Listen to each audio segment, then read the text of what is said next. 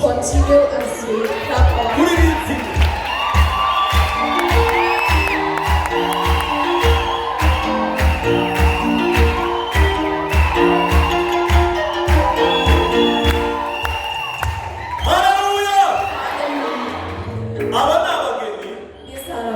This is our couple. Grace and Anne. Grace and Angel. N'abana b'itorero. And the kids of the church. Bafite ubukwe kuwa gatandatu. They have a wedding on Saturday. Twarabivuze ubushize. We have seen it earlier. Turongera turabivuga. And we repeated again. Nanone twongeye kubivuga. And we are repeating it today. Kandi mu kanya turaza guha ababyeyi babo baraza kubivuga kuburambuye. And we are going to invite their parents to come and give us their whole information. Ariko zimwe mu mpamvu. But one of the reasons zituma dutambutsa abageni tukabereka hano mu rusengero that make us to reveal the new couples in the church nukugira ngo mwebwe abakristo is for the members of the Christians. Niba hari ufite ikibazo ku bageni babo, if there is one having a problem to them, abivuge mbere y'ubukwe, to come and say it earlier before the wedding. Yaba hari akazamura Is there anyone to lift up their hands? ukomere Imana yacu rero.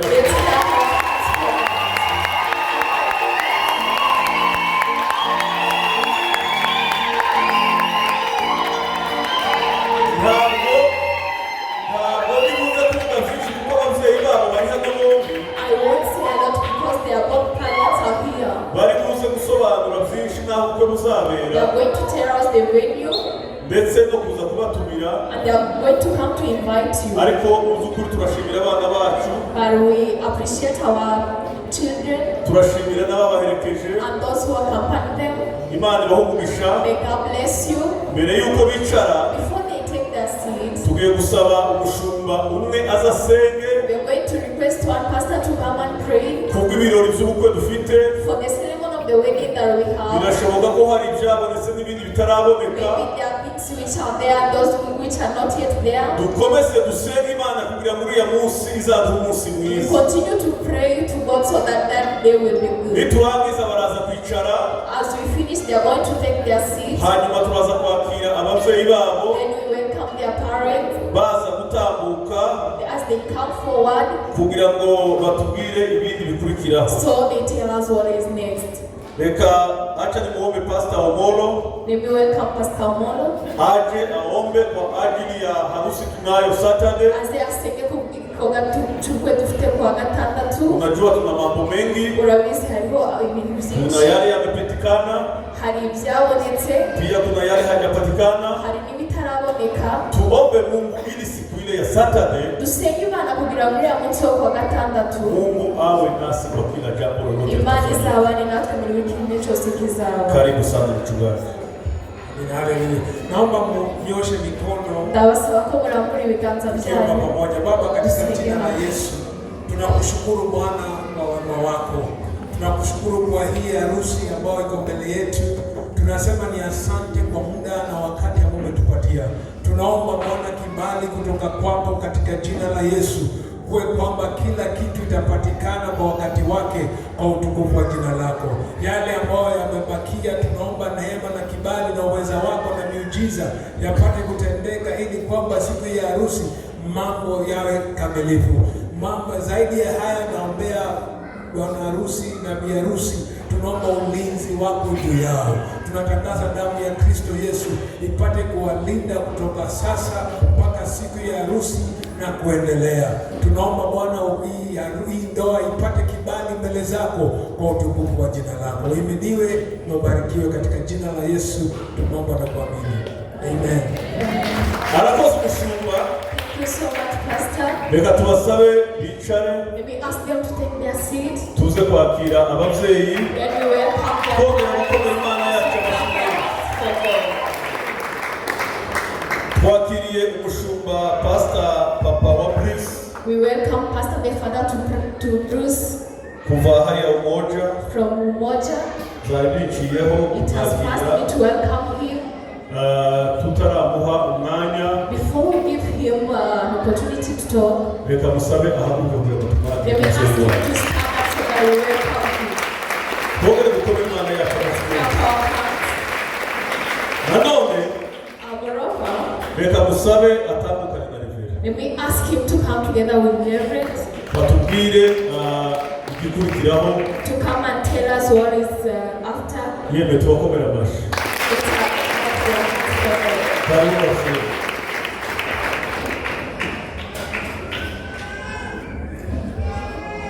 Yesu ashimwe. Praise God. Yesu ashimwe. Praise God. Ntabwo mbasha kubageraho mwese ngo mbahe amaboko. I want it to you also that I can greet you. Ariko dukore gutya kugira ngo bigaragare ko ntaho. But let's do like this. We lift up we wave at each other.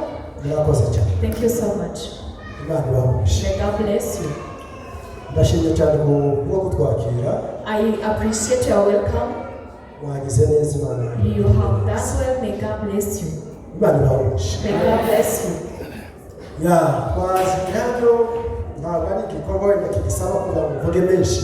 It is not an event that requires me to talk a lot. Murabibonye hano mubonye abana biyerekanye mu kanya. You have seen the children who are standing here, Umukwe n'umugeni. the bride and the groom. Icyo tuje kubabwira ni ukubatuma. What we have come to tell you is to invite you. Tukiri hariya ku masambu tukiri muhira.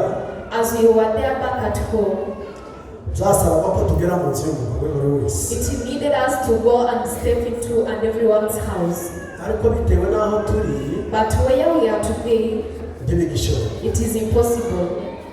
Ariko Imana ishimwe ko tugera aho duhurira But twese. glory to God that we have somewhere that we meet all of us. Ubwo rero byatumye tuza kugira ngo tubagereho wese tubabwire. That is why we came here so that we can tell you. Tubatumeho ngo muze tuzabana. We are inviting you to come and be with us. Ubukwe tufite kuwa gatandatu. We will be having the wedding on Saturday. Muzatangura we n'amasaha. Just come before time. Muzi ko iby'ubu bari amasaha. You know that nowadays everything is just time. Turifuza ko mwatanga saa tatu mwahitanga. We wish you could be there before even 9. Ubukwe murabuzi n'abana banyu hano. You know the wedding, they are just your kids. Ngira ngo wenda sinzi ko baranga ku mategeko y'itorero sinzi nimba ririmo ari kabiri simbizi. I don't know if the commands of the church is 1 or 3. Ntabwo bivuga ko kuko musa n'ababizi. The reason why I've said that because you knew it. Ubwo rero turabatumiye ngo muzaze tubane. So we're inviting you to come and be with us. Bizatunezeza cyane kubabona mwese. We will be happy to see you all. Kandi azabona umugisha mwinshi cyane. And it will be a great blessing to be with you. Karibu rero. You are welcome. Tubahaye ikaze. You are welcoming you. Nk'ababyeyi b'abana. As the parents of the kids. Nk'uko pastor yamaze kwivuga ndetse Bruce. As the leader of the service have said, I'm the father to Bruce. Ubwo rero ndizera ko nzababona n'ubwo pasiteri anagize neza ko mu mwanya wa mbere. Thank you for giving me the first position. Because you will have taught me the first and he is the just person here. But thank you for giving me this opportunity as the first person. You will come just on my own. Thank you so much, may God bless you.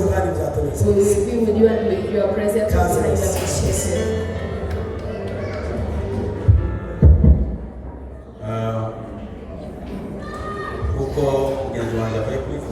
As my fellow has said, we are not going to talk a lot. Just is to invite you. As he has said, he is the one who should have started. And it must be like that. So we have come here to invite you to the wedding of our kids. He has said that he is the father to Bruce. And I'm also the father to Angel. And moreover, they are our kids. So we are so glad to invite you on that day on Saturday.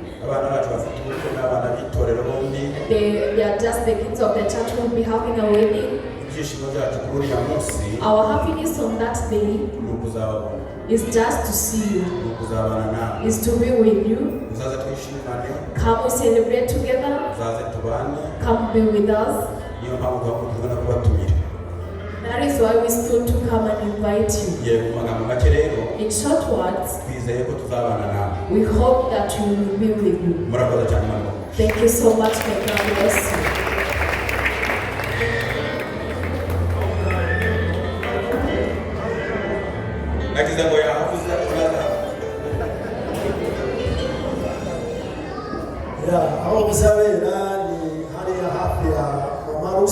The wedding will take place at Nairobi Christian Church.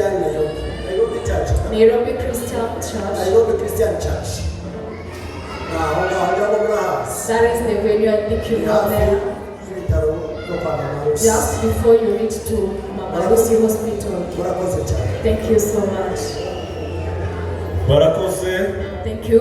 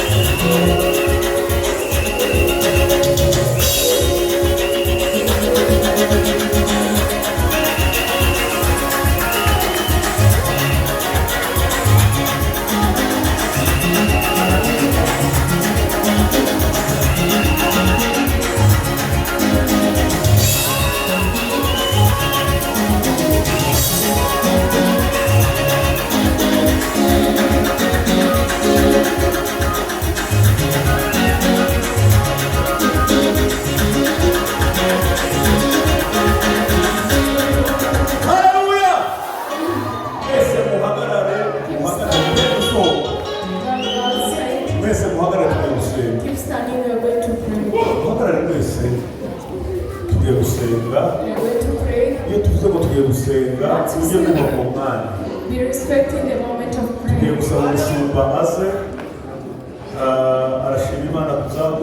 He's going to thank God for what has happened. We also pray for our people back at home.